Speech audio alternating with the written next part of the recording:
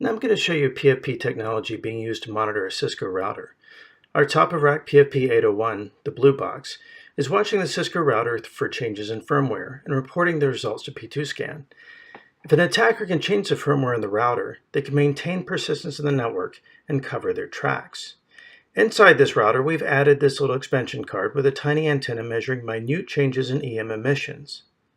Now, since the Cisco router is a fairly complicated device, we're using challenge responses sent through the console port to synchronize with the router and measure the electrical signals as it answers questions. Now, I'm going to act like an attacker and try and maintain persistence by changing the firmware on the router. As soon as the attack is even attempted, PFP catches the change and alerts it.